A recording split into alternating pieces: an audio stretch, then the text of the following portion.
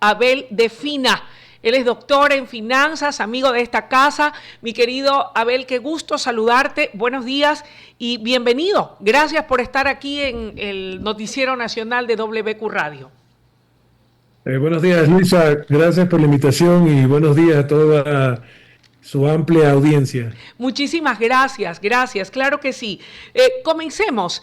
El presidente Daniel Noboa implementó cambios en la forma para calcular los precios de los combustibles, de las gasolinas extra y Ecopaís, con lo cual el subsidio estatal será cada vez menor. La pregunta que quiero formularte en esta mañana es, ¿se acerca acaso el fin de la era de los subsidios de los combustibles en el Ecuador? Bienvenido. Gracias, Luisa. Efectivamente, la era de los subsidios del Ecuador, en el Ecuador, al menos para lo que tiene que ver con las gasolinas y con el diésel, está por acabarse. No así para el gas de uso doméstico, el cual se mantendrá todavía los subsidios, porque afecta a un amplio espectro de la población. Entonces, en ese sentido, pues este es un subsidio que ya de por sí viene focalizado, aun cuando hay riesgos y problemas en el contrabando, pero es en el subsidio del diésel, es en el subsidio de las gasolinas, donde el gobierno nacional y en línea con los acuerdos con el Fondo Monetario Internacional tiene en vista, pues entre el año 2025 y 2026, eliminar todos esos subsidios. Ahora, un poco para que la gente lo tenga claro, ¿cuánto es lo que el Estado ecuatoriano venía gastando per se en el subsidio de combustibles netamente? Bueno, en la actualidad, dada la situación de las gasolinas, el subsidio realmente es muy pequeño. Incluso hay meses en los cuales ha tenido pues un aporte, o más bien no ha habido subsidio, y donde está el subsidio es en el rubro del diésel. Y el diésel, que es el que se utiliza pues principalmente para el transporte, pero también para la generación eléctrica. Y ese subsidio del diésel debería reducirse en unos 1.300 millones de dólares hacia el año 2026. Esto es lo que está previendo el gobierno, que sea lo que termine quitándose como subsidio, y más se mantendrá el subsidio al gas que llega o supera los 1.500 millones de dólares, pero eso es una medida que un poco es como un bono de desarrollo, ¿verdad? Este subsidio del gas, y entonces pues aunque no está focalizado y sería deseable que se focalice, pero es el subsidio del diésel por más de 1.300 millones de dólares, lo que se eliminaría entre este año y el próximo año. Ahora, tú lo decías bien al inicio de tu respuesta a mi primera interrogante, esto sería parte de los acuerdos o de los compromisos adquiridos con el Fondo Monetario Internacional. Y mi siguiente pregunta va enfocada hacia cuáles son esas otras aristas o cuál es el alcance global de los acuerdos con este organismo tan importante, con este organismo internacional que es el que de alguna manera nos ha permitido poder contar con liquidez, y creo que es el que mayormente financia a través de préstamos mediante estos convenios, el que nos permite de alguna manera lograr ir capeando el temporal como país y como Estado. ¿Cuáles son esos compromisos y acuerdos? Efectivamente, Luisa, el Fondo Monetario Internacional a partir del año 2017, con el cambio de gobierno de Lenín Moreno y durante la pandemia y posterior a la pandemia, ha venido pues soportando o dándole préstamos al Ecuador para que pueda pues cubrir el déficit que tiene en el presupuesto. Con el gobierno del presidente Noboa, el acuerdo con el Fondo Monetario Internacional va en la línea de que los recursos que entrega el Fondo Monetario Internacional son para aliviar un poco la caja fiscal, pero no para quitarle responsabilidad al Estado ecuatoriano, pero sí para aliviar un poco el peso de lo que tiene que ver con devolver los préstamos que se han recibido en el pasado y pues también con el pago de intereses. En el presupuesto nacional de alrededor de poco más de 35.000 millones de dólares. La parte más importante, la parte más pesada, alrededor de 10.000 millones de dólares, tiene que ver con el gasto de sueldos de empleados públicos. La segunda parte, el segundo rubro más pesado, Luisa, tiene que ver con el pago, la otra tercera parte tiene que ver con el pago de la deuda externa y de la deuda interna y el pago de los intereses que le corresponden a esa deuda. Entonces, ¿cuál es la preocupación del Fondo Monetario Internacional? La primera preocupación es que el Ecuador no pueda cumplir con sus obligaciones hacia el exterior y que no pueda tampoco pues, cubrir sus obligaciones hacia el interior. Por ello, uno de los acuerdos con el Fondo Monetario Internacional tiene que ver con esto que señalábamos hace un momento, con la eliminación de los subsidios, que presenta un alivio de alrededor de 1.300 millones de dólares para el fisco. Pero también sigue faltando por razones de que los ingresos petroleros han disminuido significativamente, especialmente en este año con los temas que hemos tenido, pues, de menores precios del petróleo y además, pues, con el problema de la suspensión del oleoducto de algunos días que ha estado interrumpido la producción de petróleo. Entonces, pues es importante que comprendamos que esa reducción de los ingresos petroleros lleva al Estado a una situación en la cual debe buscar fuentes alternativas y las fuentes alternativas no son muchas, es decir, la capacidad de financiamiento del Estado ecuatoriano es muy baja, la capacidad de pedir prestado al exterior es muy baja actualmente, con excepción de lo que le presta el Fondo Monetario Internacional y pues a nivel interno el gobierno ecuatoriano también ha pedido prestado pues al IES, pero esto pues tampoco puede llevarse pues de una manera que perjudique la solidez de los servicios que da el IES. Entonces, ¿cuál es la alternativa? La alternativa va a ser que, como hemos visto en los últimos meses, es un incremento de ciertos impuestos, tratando de afectar lo menos posible a los sectores de menores ingresos, pero sí existe pues la expectativa de que haya un incremento y con la eliminación de exenciones y beneficios a las compañías y por lo tanto pues tenemos un ejemplo aquí con ese impuesto que se ha puesto a las utilidades retenidas por las empresas que genera más de 500 millones de dólares para el Estado y pues en el próximo año también habrá un incremento importante de los ingresos que tenga el Estado proveniente del impuesto que les ponga a las empresas privadas. Ahora, esto por un lado es positivo si hablamos del Estado ecuatoriano, pero por otro lado, pues también debe ser muy cauto el gobierno al momento de poner estos impuestos, ya que no se desea pues que esta recuperación económica que hemos visto en los últimos meses se vea trampeada, se vea obstaculizada, se vea también pues o pegue una subida de impuestos en el sentimiento o en el sentir del empresariado y que por lo tanto pues resulte pues en que la recuperación económica no se dé. Por lo tanto el gobierno tiene que ser muy cauto, muy precavido, pero tiene que también pues tener en cuenta que necesita tener más ingresos y del mismo cuero, como dicen, salen las correas. Entonces el Estado ecuatoriano ha venido pues haciendo un uso adecuado. Lo que sí también medidas del Fondo Monetario Internacional tienen que ver con la liberación de las tasas de interés.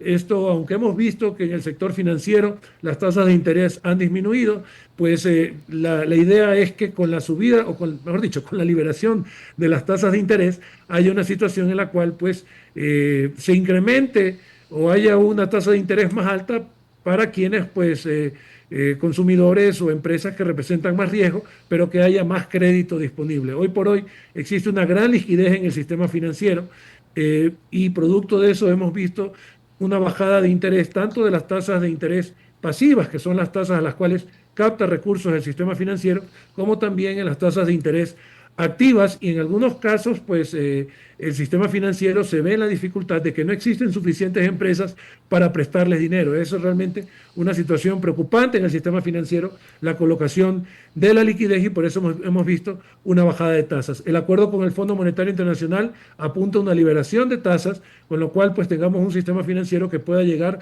a más personas y a más empresas.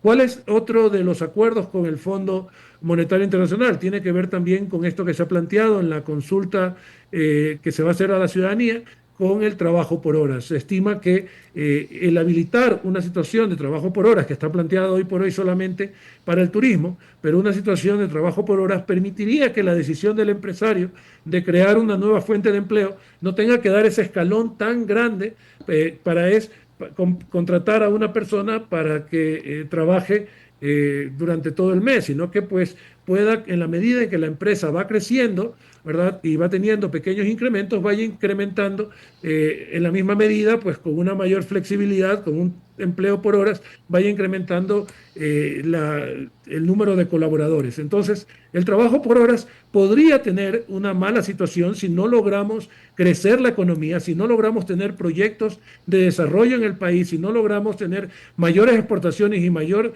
crecimiento económico. El trabajo por horas podría terminar siendo una precarización del empleo. Si tenemos crecimiento económico, entonces el trabajo por horas funciona. Lo que es importante saber es que crecimiento económico permite que el trabajo por horas tenga sentido. Un trabajo por horas sin crecimiento económico es un trabajo por horas que termina en una pérdida de empleos estables para los ecuatorianos y por lo tanto es deseable que al mismo tiempo que si se aprueba el trabajo por horas haya crecimiento económico para que ese trabajo por horas vaya a cubrir ese crecimiento. Varias puntualizaciones, mi querido Abel.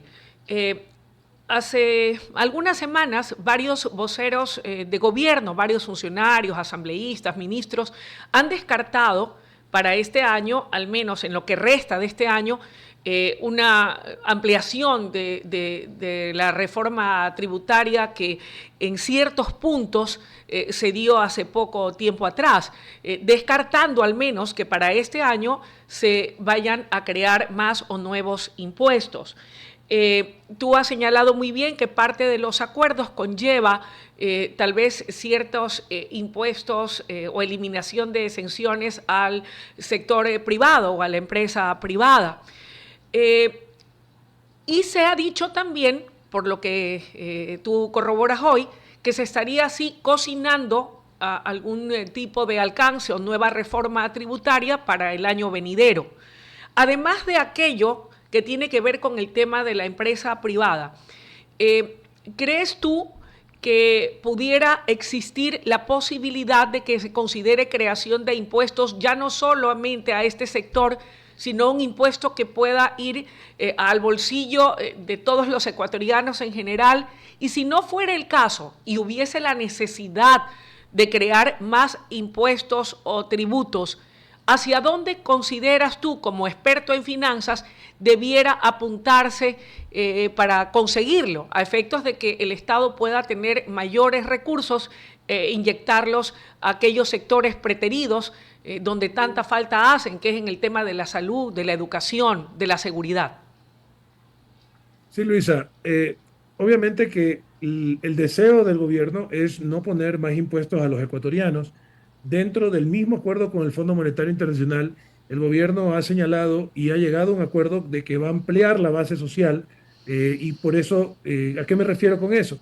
Que va a ampliar el alcance de las ayudas y de los bonos que distribuye entre la población más necesitada. Ahora bien, no es deseable que se convierta el país en un país en el cual pues se toma dinero de un lado y se lo entrega por otro sin que haya una creación de empleo de por medio.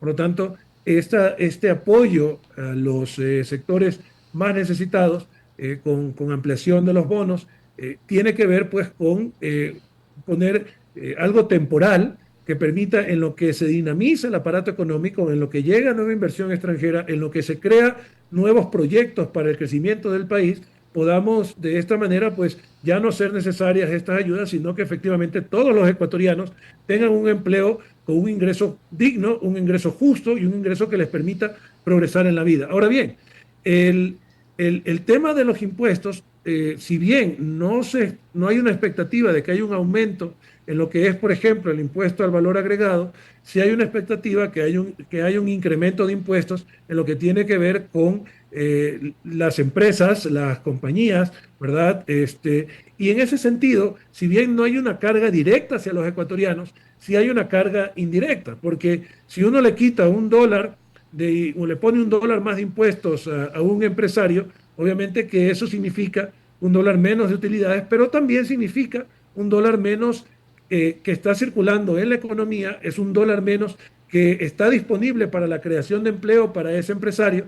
Y entonces estamos hablando que incluso un impuesto a las empresas tiene un impacto indirecto sobre la creación de empleo o puede tener un impacto indirecto sobre la creación de empleo y sobre los ingresos de los ecuatorianos en general. Entonces, si bien el gobierno no va a clavar un impuesto directo, va a clavar impuestos indirectos.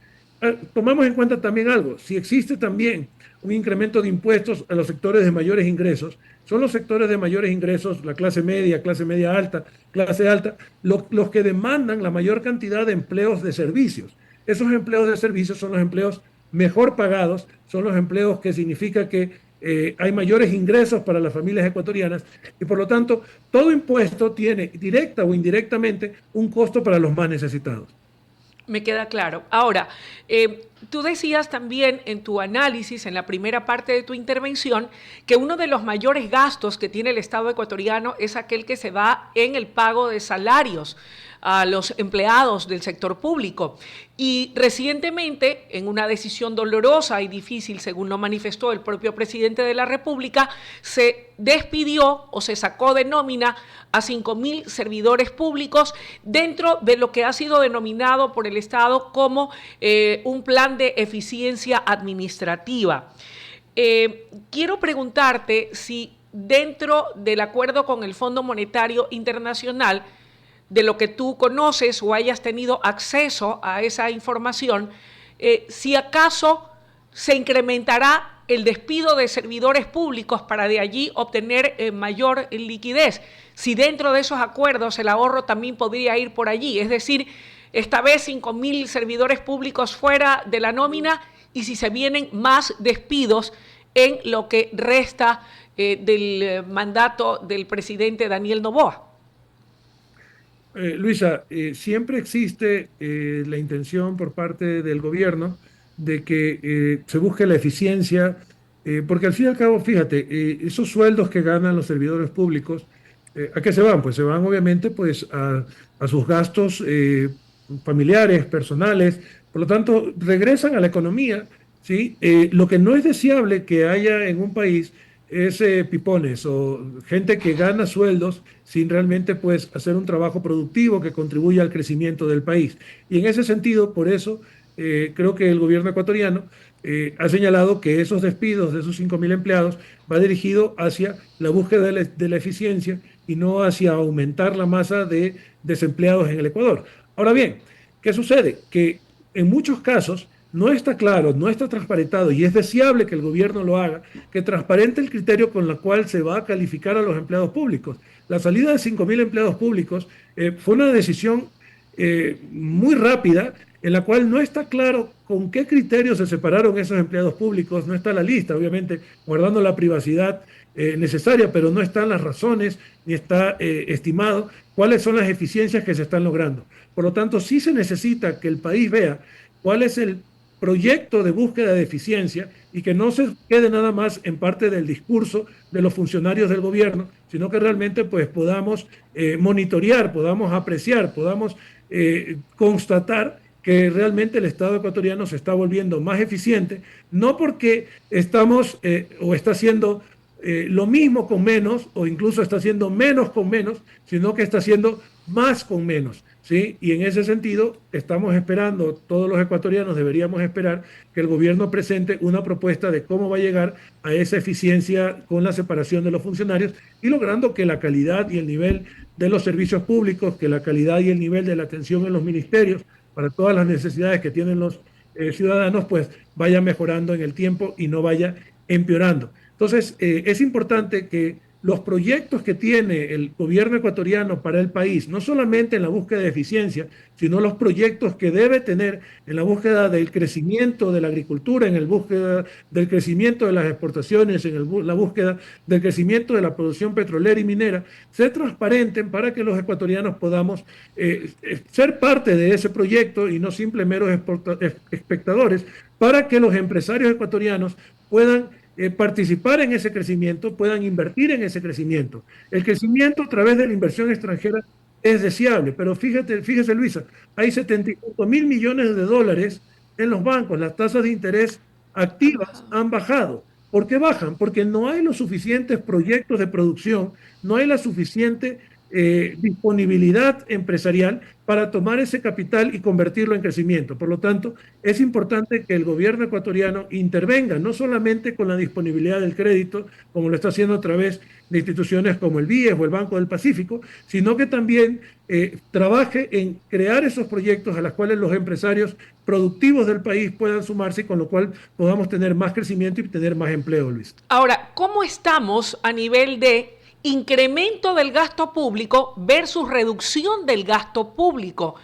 El gasto público ha subido, se ha disparado, y ¿de dónde más podemos recortar? Si no es vía la reducción de servidores públicos mediante despidos en pro de la eficiencia administrativa, al menos sabiendo que verdaderamente se justifica y que los que salen son pipones y no funcionarios de carrera y gente comprometida, ¿por dónde más debe ir el recorte? Hay dos preguntas: si se ha disparado o no el gasto público en los últimos meses, y por otro lado, ¿por dónde recortaría Abel de Fina, experto en finanzas, el gasto del Estado?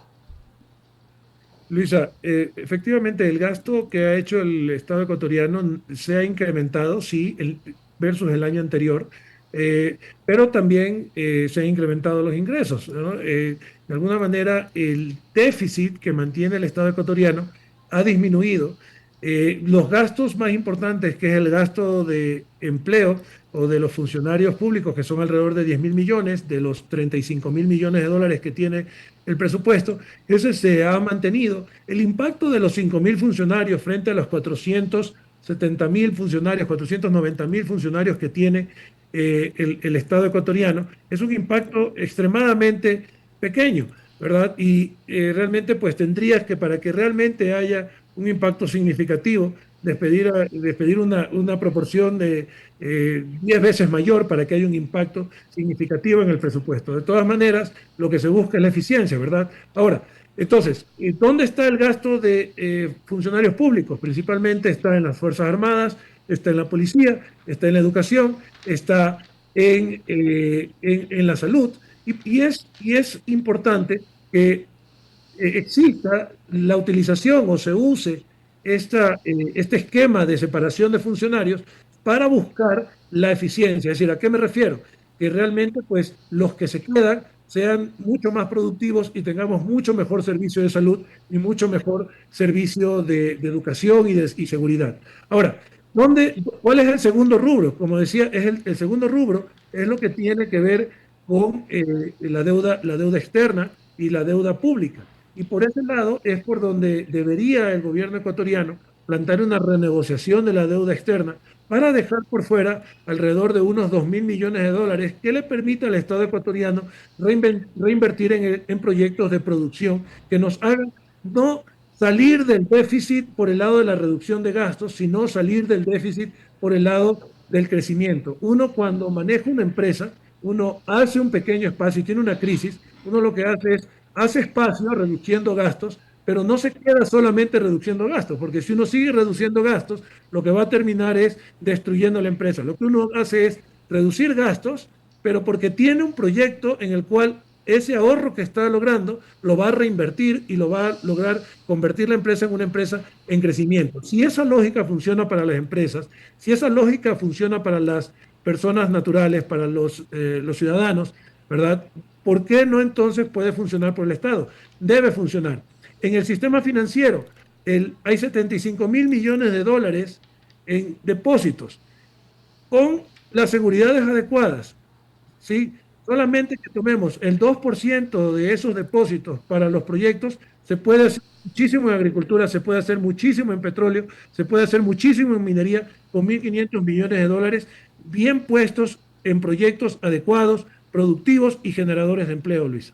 Ahora, Abel, ¿cuál debe ser, desde tu visión, la función del Estado? ¿Debe ser un regulador y creador e implementador de políticas públicas capaces de brindar el marco adecuado para el crecimiento del país, como hace referencia, o debe ser el Estado un ente generador de plazas de trabajo de carácter administrativo?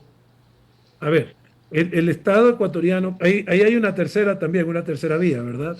Entonces, la tercera vía es que el Estado ecuatoriano debe ser no solamente un regulador, sino que debe ser un fomentador, debe crear los incentivos para que cuando no quieran salir el sistema financiero, cuando no quieren salir el empresariado a bailar, alguien tiene que ser, como cuando pasa en una fiesta, alguien tiene que ser el que salga a bailar, ¿sí? Y para que el resto se anime a salir a bailar. Si el Estado ecuatoriano invierte en proyectos pilotos productivos con el apoyo del empresariado, pero no dependiendo del empresariado, porque muchas veces está echado para atrás o el sistema financiero está echado para atrás.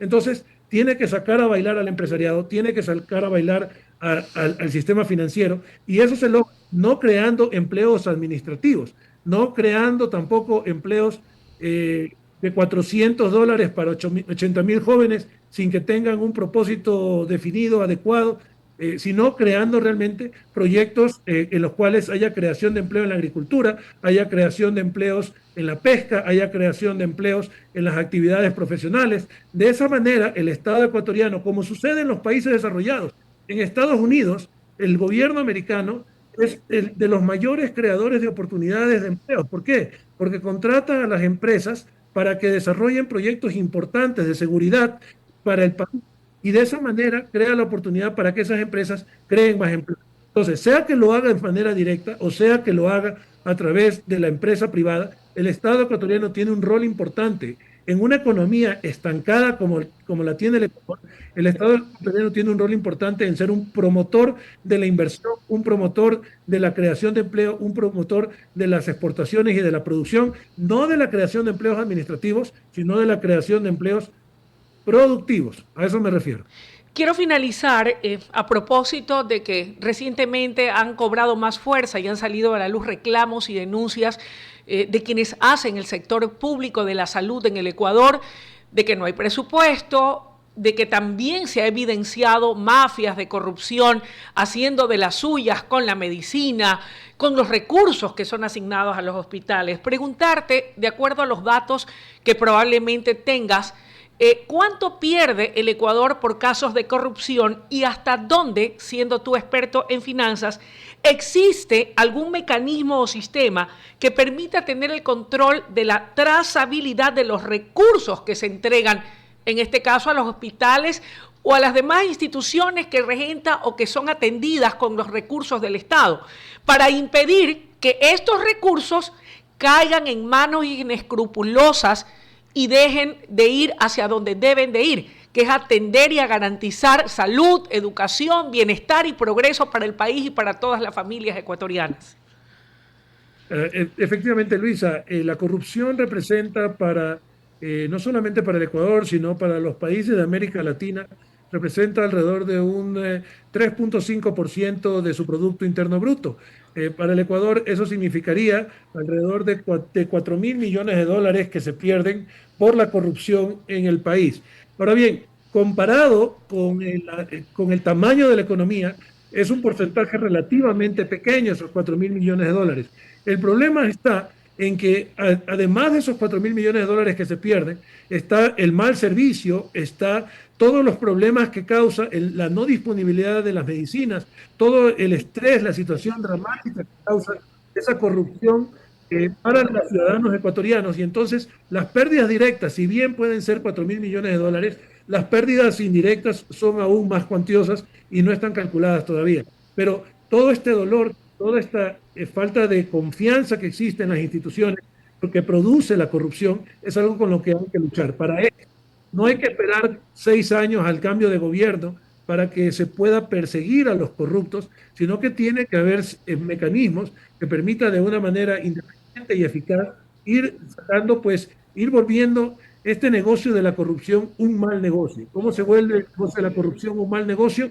Primero, que haya reconocimiento a los funcionarios honestos, que haya el reconocimiento y que sea transparente quién sí hace bien su labor, que haya ejemplos de que sí se puede hacer bien la labor, ¿verdad? Y que esos casos cada vez sean mayores y que haya las sanciones, casi como traición a la patria, para quienes cometan actos de corrupción. Yo me pregunto, ¿cuánto de lo que se ha perdido en actos de corrupción se ha recuperado?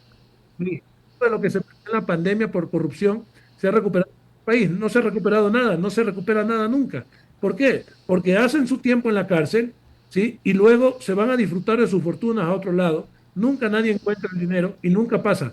Realmente, el castigo para los actos de corrupción debe ser el mayor crimen que puede haber en un país, porque lo que está haciendo es tomando el dinero de los ecuatorianos, tomando el dinero de todos, tomando el trabajo de todos y llevándoselo para su casa, lo cual no puede pasar en un país con tantas necesidades como el Ecuador.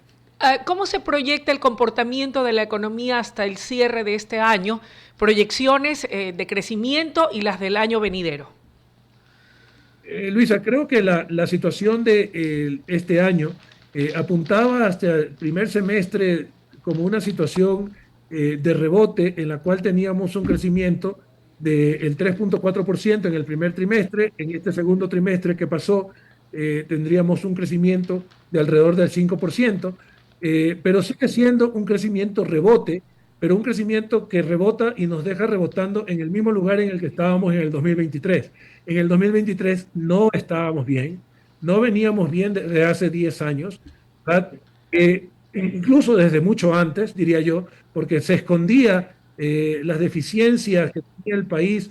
En la época de Correa se la cubría tomando deuda y endeudando el país, que es lo que estamos pagando ahora. Entonces, era un crecimiento falso.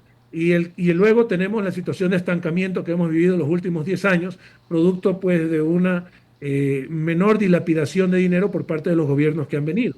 Ahora bien, ¿qué sucede? Que la sensación, el sentimiento empresarial, el sentimiento ciudadanía, el sentimiento de los consumidores, según muestra los estudios del Banco Central, indica pues una desconfianza en la recuperación económica. No tenemos la misma situación de optimismo que teníamos a principio de año. Esto se nota claramente en la calle porque no ha habido la creación de empleo que esperaba al inicio de año y que se esperaba luego el impulso, luego del resultado de las elecciones.